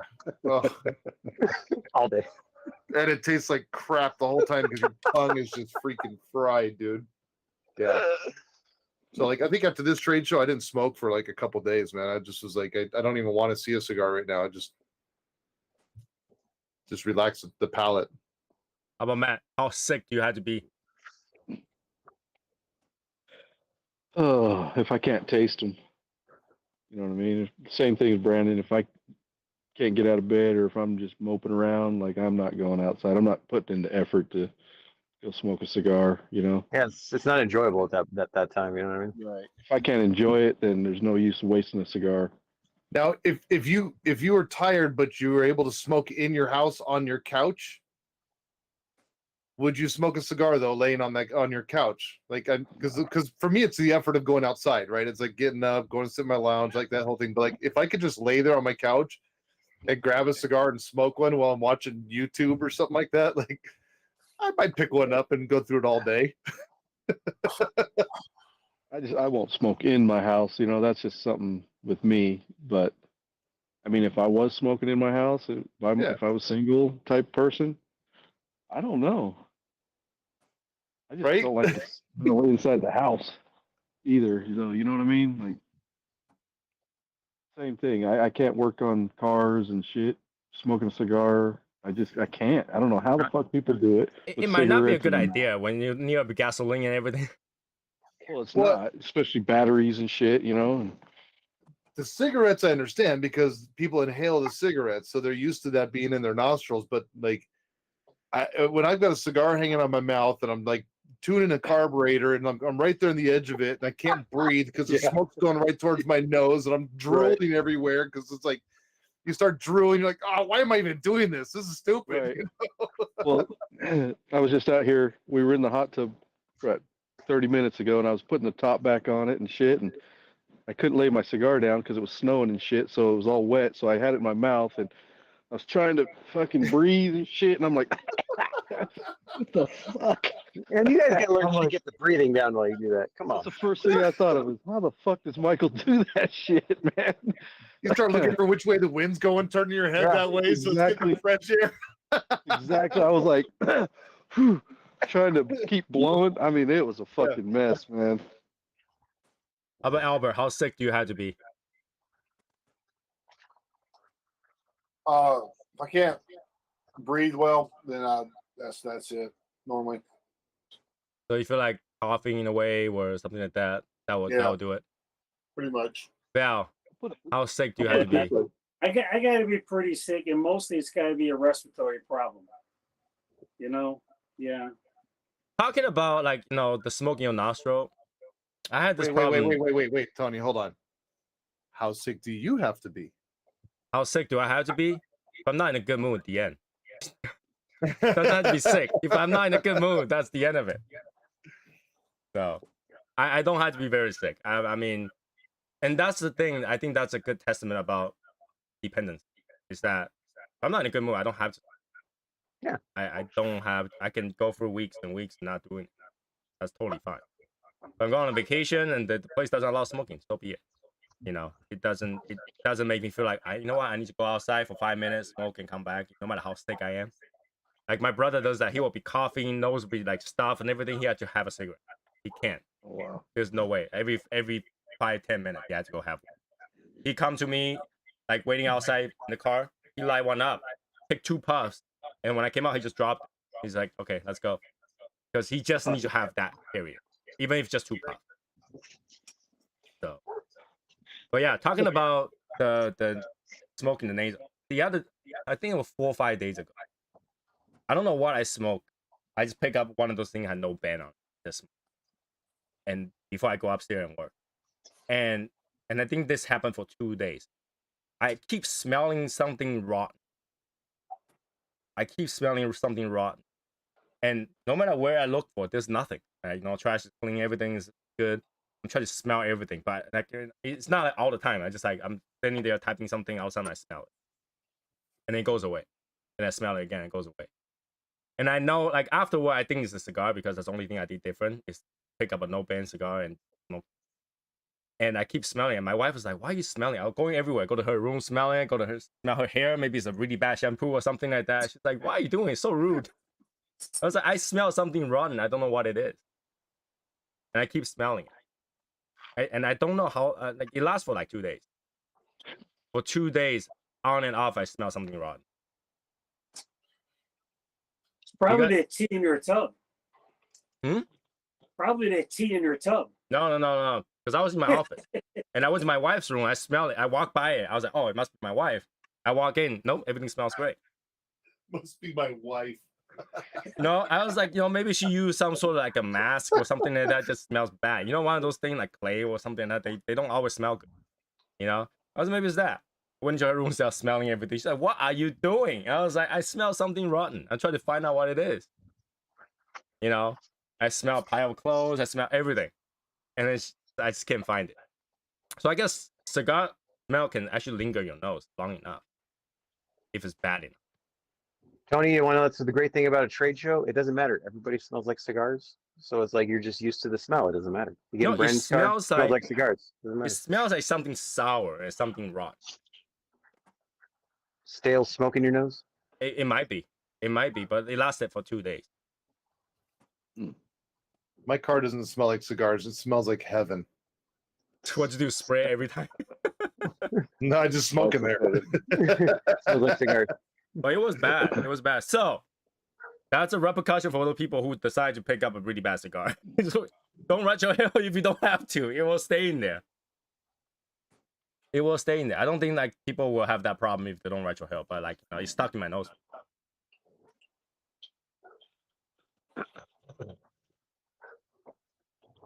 And like, it was One really thing bad. with Like the- even when I smoked Gurkha, my basement didn't smell that bad.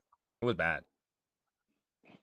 One thing going back to like what Val says, like with respiratory, like if I have like a stuffed nose or whatever, I like to smoke a peppery cigar Open it up. and retrohale it, yeah, and just let it open it up. Believe it or not, that actually worked. For a while, I have some serious allergy during the winter time. And my nose is always clogged up. But if I smoke a cigar, it opens up. Good. And I think it's because you have all those hot air going through your nose and everything. It kind of opens up. Plus nicotine kind of, I wouldn't say hurts you, but like in a way lowers your immune system a little bit. So immune response is less. So your body's not producing all that stuff trying to clog up. I think that's how it works. But Well, nicotine actually reduces inflammation. it does slow down healing. Sure. So if Good for reduce you. inflammation, is it reduce inflammation due to lowering your immune system, or reduce inflammation because that's what it? You know, Because that's what I mean? what it There's a does. difference between the two, right? One is like if No, your no, immune that's not- response is high. Well, yeah, nicotine's a stimulant. It's going to increase blood flow. It's going to open Right. up your blood vessels. So that'll reduce your inflammation. But it's just a byproduct of that, I guess. Yeah. It does work though. Like I used to have really bad winter stuff nose. Like I would use one of those like nasal spray all day. Ugh, I can't do that. I have no choice. I can't breathe. Ugh, I can't do that, man. But I think ever since I smoke more regularly, because in the past I don't have to smoke every day. But like now that I smoke more regularly, I don't have that particular type of nasal stuffy thing for the winter. This is not a medical advice. I'm just saying that that's what happens.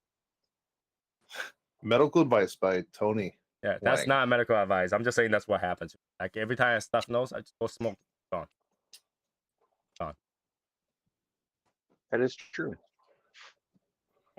And it doesn't have to be a peppery one, because I don't like peppery cigars. So it doesn't have to be a peppery. I can do a Connecticut. It'll be fine. See, Matt's got this really high tolerance for spice. So that's why he's got to have something really pepper bomb. And he's like, all right, this is it. I do like pepper. Yeah. I'm not a big fan of pepper, and I don't like a lot of pepper in that cigar either. I'm not a. You get some of those cigars, man, they're really freaking spicy, and that ruins my freaking palate every single time. Well, if I know I got a real peppery cigar that I'm going to smoke, I won't smoke it till like it's going to be my last cigar. Mm. I won't smoke it as my first one, obviously, because it'll just ruin it for anything that's lighter. Yeah.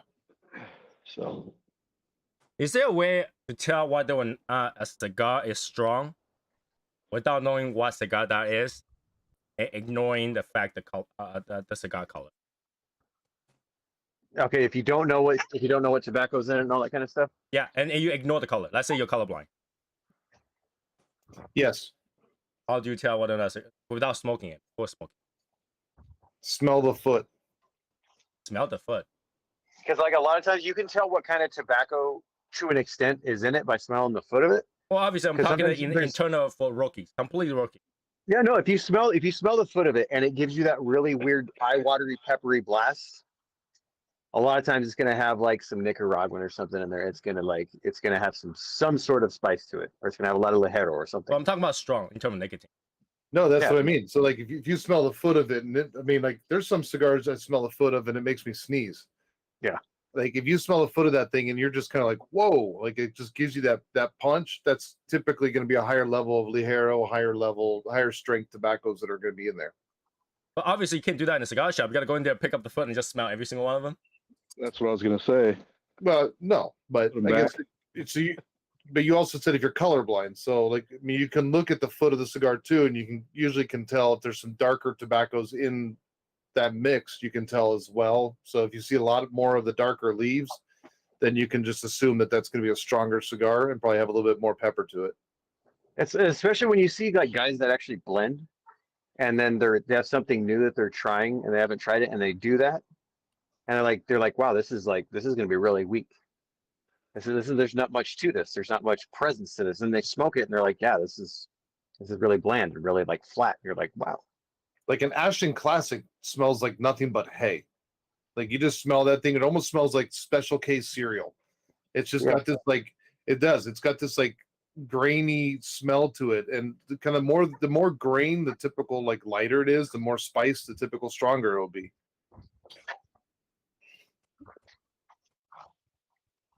So yeah, you still have no choice but to smell the cigar. But if you smell the cigar in the shop, you had to buy it. Yeah, well, you mean again, you can look at the foot and see you can see the bundling of the tobacco if you look at the foot of the cigar, and that'll also give you an idea. Like You're colorblind. La Though. Mandaria is a good example because it has a shag foot, so it exposed a lot more of that tobacco. You can see that there's some darker leaves in the middle. But colorblind, we just talked about. No, sorry, it was light and dark. You're telling Light the and dark. differential between it being darker. Colorblind, I mean, colorblind can tell with light and dark. True. I'm trying to put it to a point like visually you can't tell. Probably Totally not, blind. right? Well, essentially, no, you can't tell from like a wrapper leaf color or anything like that, because I've had some Maduros that are just like weak as hell. Right. So you're saying if Ray Charles had a sinus infection, would he be able to tell if a cigar is going to be strong? Yeah, Stevie Wonder. Sure. Will he be able to tell? Stevie Wonder went to a cigar shop. That's And he the had a sinus tobacconist. infection. He couldn't smell anything. Well, Oh, so obviously like you can't pick up a cigar and go like that, because So then the person, you gotta buy that cigar. so You this can't. person People can't do it all the speak. time. You just shouldn't. Yeah, this person can't speak either. Right. Can I ask questions? Helen Keller goes to a cigar shop with a head cold. Can you tell how strong a cigar is? I guess you could feel how toothy the wrapper leaf is, maybe. Actually, the tooth is braille for him. But you can't really do that either with the cellophane over it. Like I get when we were carrying shit out from the show. There's like that's when you were down. I think you were downstairs already or whatever.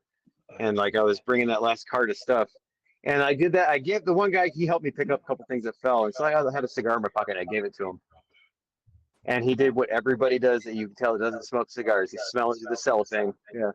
The cellophane. The cellophane. Oh god. Only thing that smells like is China. Oh, yeah, because it's made in Cellophane China. comes from China. Like, what do you think you're smelling on that thing? You're smelling China. That's all you're smelling. Oh my god. Talking about China. I told you about that $2.99 stuff, right? So one of the item my wife bought was dried apple slices.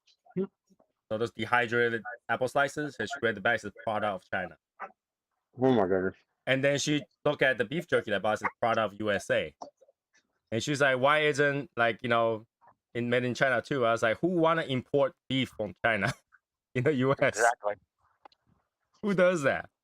But yeah, I didn't realize it, but like today we were doing like shopping and she's talking about something like some Chinese food were there. I was like, I am not buying any food from China because I can't trust it. That's true. You don't know it's fake. Like they can make anything fake now, like food. They can make anything fake. So you can't even eat normal food anymore. They sell fake eggs. They sell fake rice. Meats are glued together to make a steak. They're printing meat now. There's like 3D printers for meat. Well, that I can understand. Taking the cell to print over it. I don't think it's gotta have the same, muscle structure. It's gotta the entire meat have the same texture. But China has tried to do everything to make food, and then to save a penny. Like those rice are like plastic pellets. I don't know how that's any cheaper than regular rice, but they sell them. And they sell eggs that like they just pump gelatin in there and some coloring. So when you open it up, it would never cook. It was just yellow. So it looks like a century egg already when you open it. It's all jelly. No, it look like regular egg. When you break it, it's just a clear part and there's like a yolk. But you will never cook. Plastic. That's China. I can't really eat anything China anymore. I can't. Like after knowing that, I can't. So Tony, I'm gonna order you some cellophane just so you can smell what it smells like. I have cellophanes here. No, I'm gonna order you a brand new box of cellophane. I mean, I know how like rubbers and plastic bags smells like when you open the box. It doesn't smell like anything right now. A box of rubbers, you know what it smells like when you open the box? Yeah. I'll caught on to that one real quick. By the way, if you're in China, don't buy rubber because I think every 4 or 5 of them has a hole in it. Nice. Yeah, they try to promote pregnancy. So people have been So finding you holes buy in it. faulty prophylactics. Nice. Well, because even condom, they say is 99 point something percent. It's not 100%. They try to get away with that by saying here is a faulty product, maybe. Condom. What are those things? Yeah. You probably don't know. That's okay. I've bought that in a really long time. It is what it is. So Albert, let's say if you're sick, like going back to the sick topic, but you can have a cigar. What would be your go-to I'm kind of sick cigar?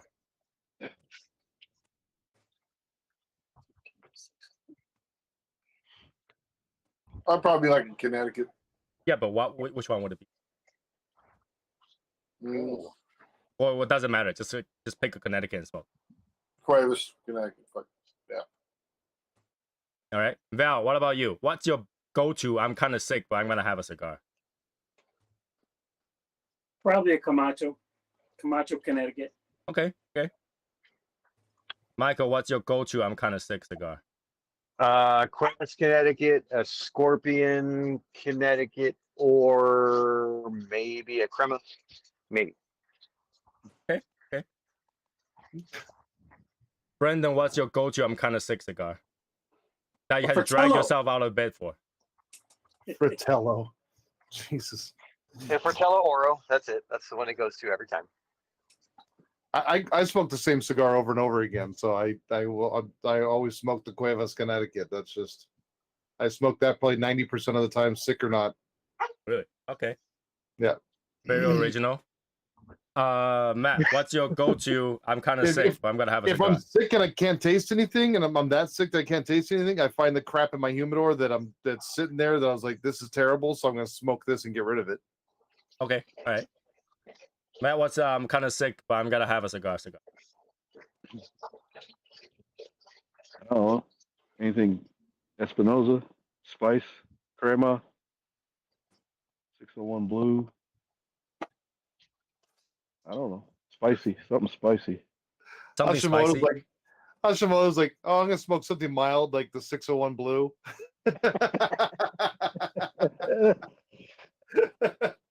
Okay, It's pretty all right. mild. It's not mild. Well, for him it might be.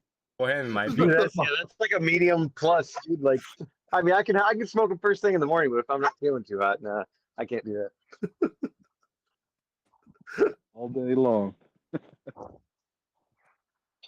I tend to have this feeling about cigar that you smoke all the time. That I don't think you're actually tasting it anymore. Your brain is telling you how it tastes like because you smoke a lot of it. Your taste buds got used to it.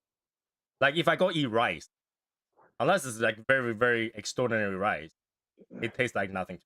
Just rice. Yeah, it tastes like rice. Right. No, right. Some good rice does have taste. I'm not saying it doesn't. I'm saying it tastes like rice. Right. So, for cigar, it's the same thing for me. If I'm really, really sick and I can't taste anything, if I go smoke a Davidoff, I feel like I can taste it. I know it's my mind is telling me that this is how it tastes like, but I don't think I can.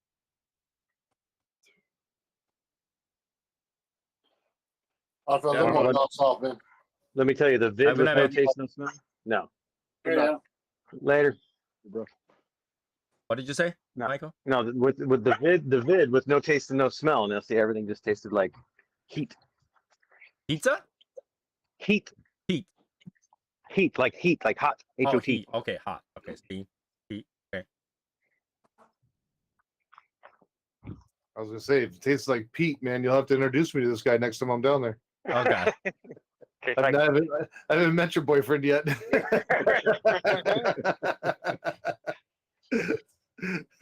How many of you drink whiskey when you're sick?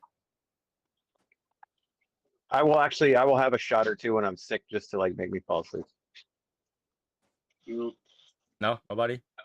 no. which does happen because Brandon got to see how long it took me to drink an old fashioned. One long? old fashioned. This dude was drunk.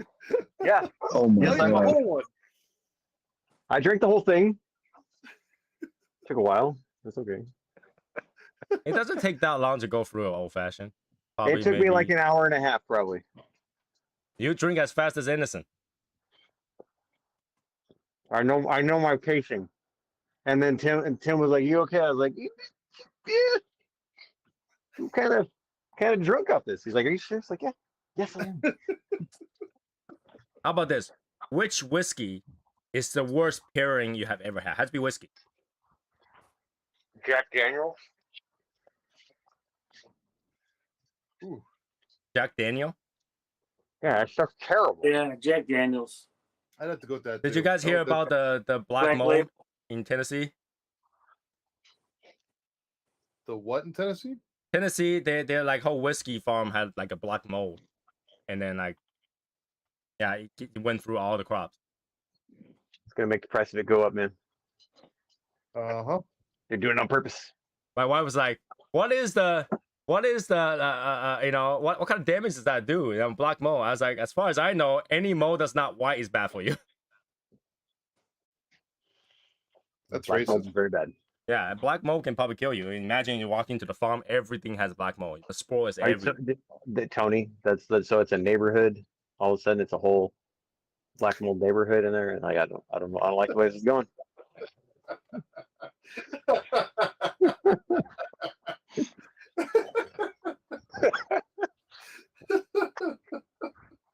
Picking out my accent again? No, But that's what it is, No, right? You go in there, you go to Tennessee, and then the news saying that the entire whiskey farm is filled with mold. that sucks, man. Yeah, I saw that. And it's one of like special kind of mold too. It's not like regular. There Oh, we okay. go. How come everything we get lately that comes around like is some special something? You know, this is a special virus. That's a special mold. That's a special fire. It would normally wouldn't burn that thing, but it's special. It wouldn't Well, burn it's that rare, hot, right? man. It's because it's rare. Like we just go to like no one of those like every 15 years some shit is gonna happen all together. we're kind of in that stage right now, right? Where all the shit just kind of happened all together. Yeah, I don't know. I think it's the planes or the airplanes are dropping special mold on Tennessee. It's the I mean, environmentalists. Do you not ever watch CNN? Everything's breaking news. Yeah, like the whole fucking show is Don't watch breaking news. CNN. Yeah, I purposely don't watch CNN. Everything's Purposely. breaking news, right? It's like everything's special. Everything's breaking news. Yeah. No, Not watching it. So that's the thing. How many people still watch news? Like, I would read news, but how many people actually watch? I read and listen. I don't really watch. Right? Like, I feel like if you listen to, like for example, if you listen to the news in the morning when you drive to work, the rest of the day is gonna have the same news. Yeah, it's a 24-hour news cycle on everything. So Matt still sits there and watch news Yeah. At night. at night. So you just catch the like summary of the news. Mm-hmm. Mm-hmm. Val, do you watch news? No.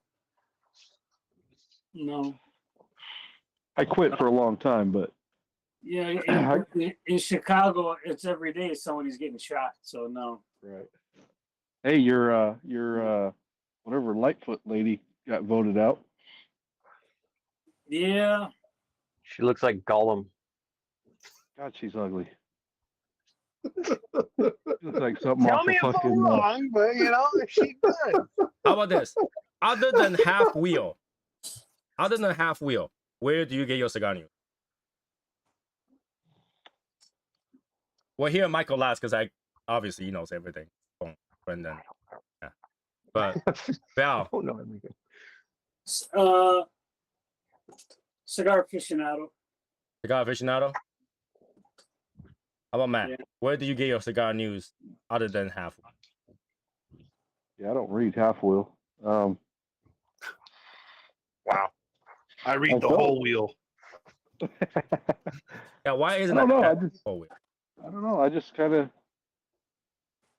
pick up on shit here and there. I really don't read into a lot of stuff because what they taste and all that stuff has nothing to do with me. True. I agree with that. Everybody have a different taste. All right, Michael, other than half wheel Brendan. Whatever publications get sent to me from manufacturers. I guess in a way, social media would be the next thing. Okay. Unfortunately. All right, Brendan.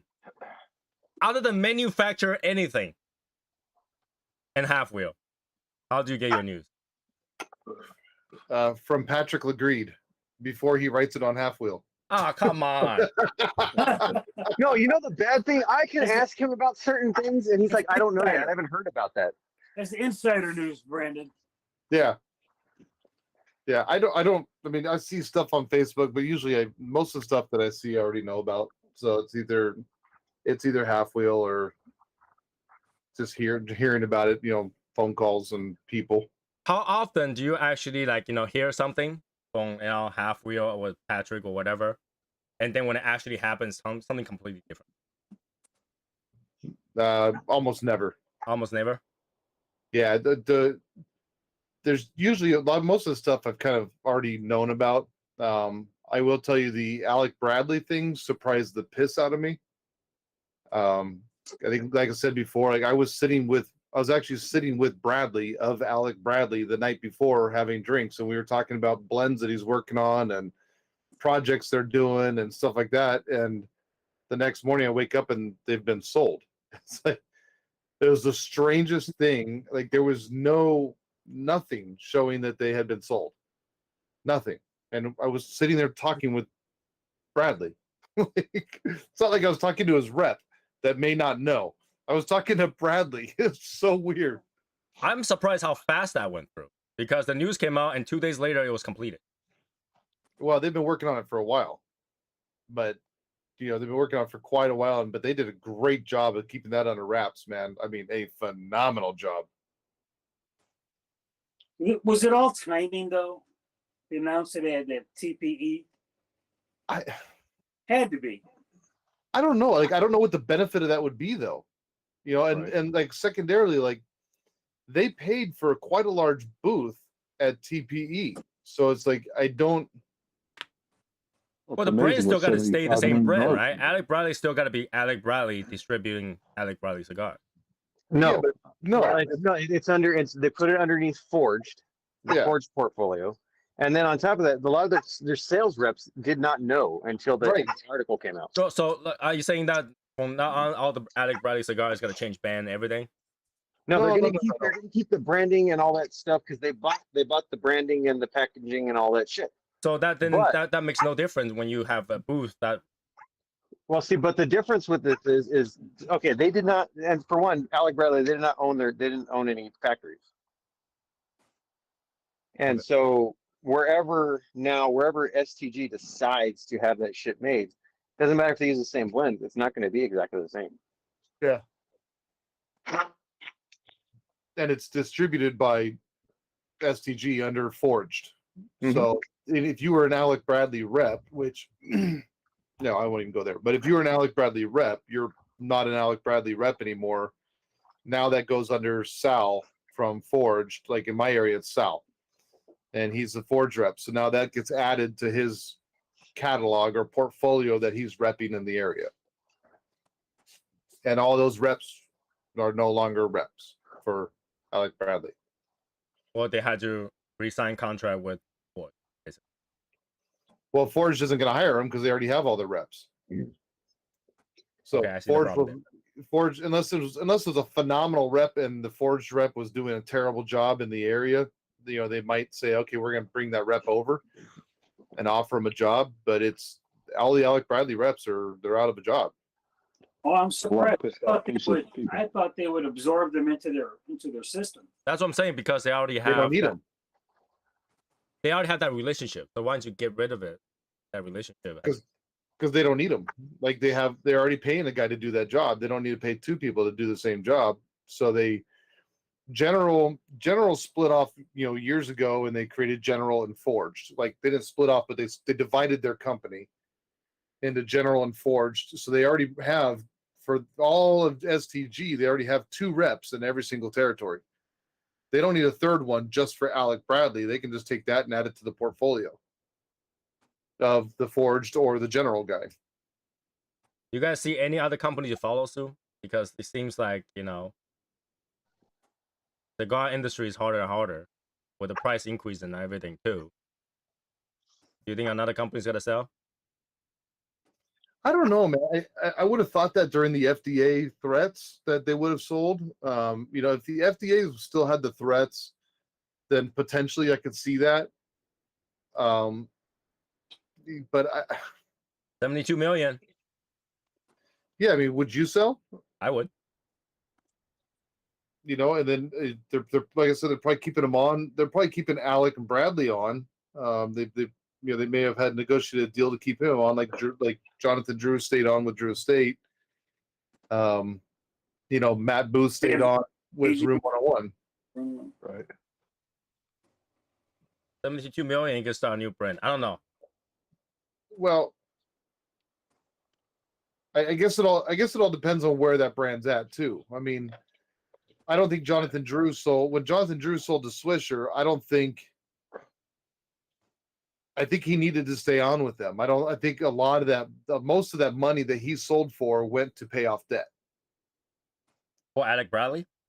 No. When Jonathan Drew sold, I don't know Right. Alec Bradley. I don't know what if they were in debt. I don't know where their status was. But you know, you think about it. If a guy's 50 million in debt and he sells a company for 72 million, well, he's only netting 22 million. You still have to pay the taxes on your 72. You know, and you're dividing that between two people.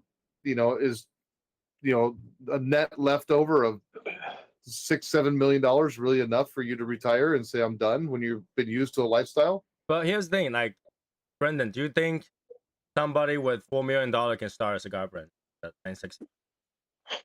With 4 million, yeah, but you have a non-compete clause if you just sold, so you can't start another cigar Right. brand. You can't do it right away. Yeah, it's probably a 4-year clause. Doesn't any of the people that work for, like, for example, Saka. Didn't he sign an non-compete too when he worked Yeah. for another company? And then, Yep.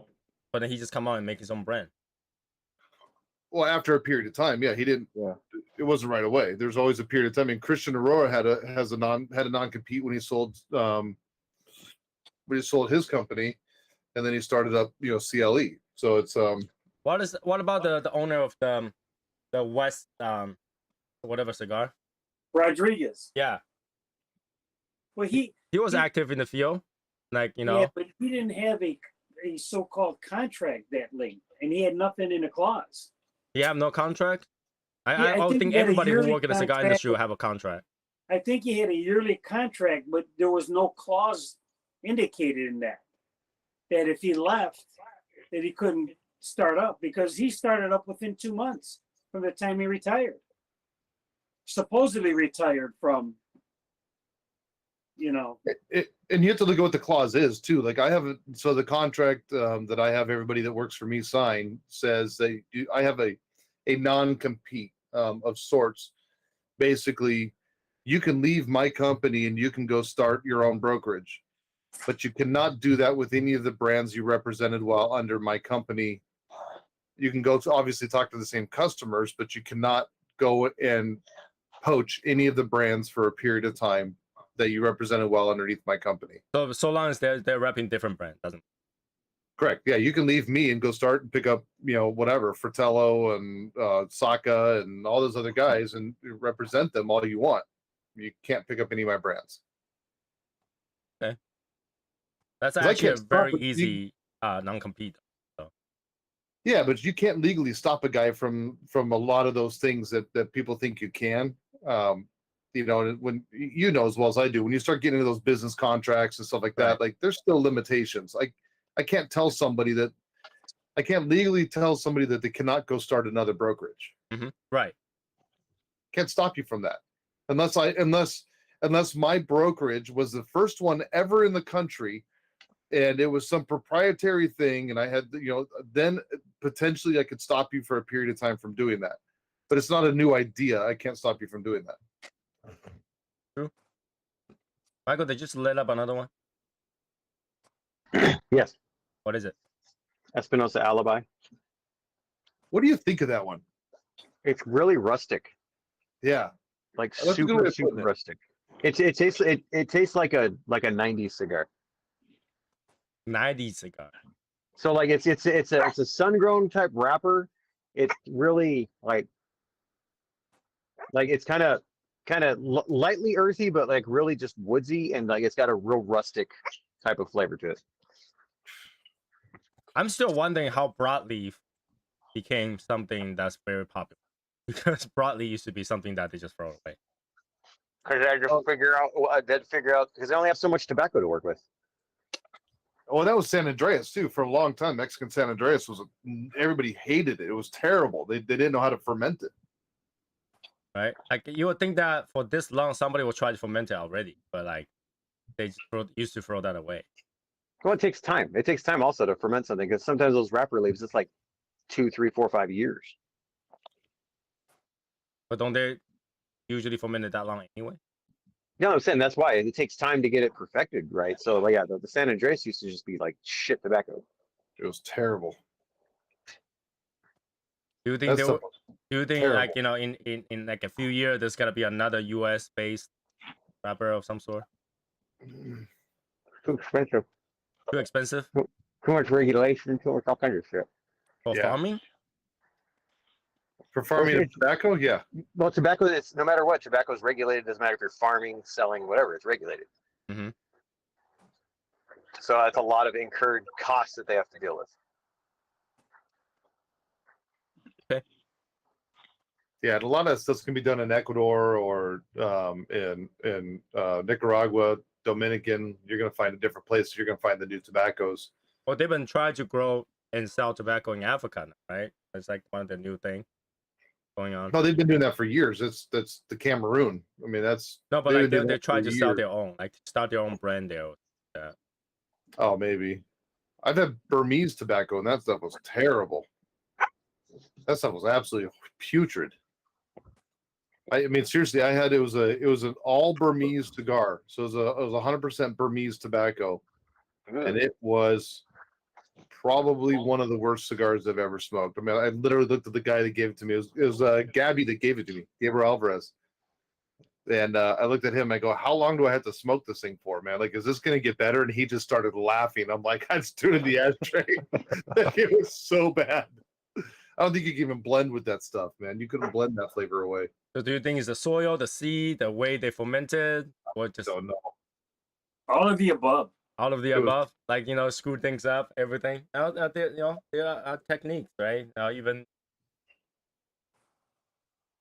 Well, I they're don't know. figuring they're figuring out how to grow things in the other countries. Like on the Sangre Nueva, that's a Ecuadorian grown Cameroon. It's a Cameroon Oscuro wrapper. So that they're growing it in Ecuador because you can't get it from Cameroon, Africa. Because they don't have enough. Well, they're making their own cigar brand, so their locals will put up a much Exactly. lower So, price. so there's only so much of that Cameroon tobacco to go around. So they're trying to figure out where they can make it a sustainable thing. Yep. Well, Earth has less and less place to farm, so more and more building, less and less place to farm is what it is. Anyways, 11 o'clock. So time for you to go to tribals, and I'm down here. Have a good night, everybody. See you guys in tribals.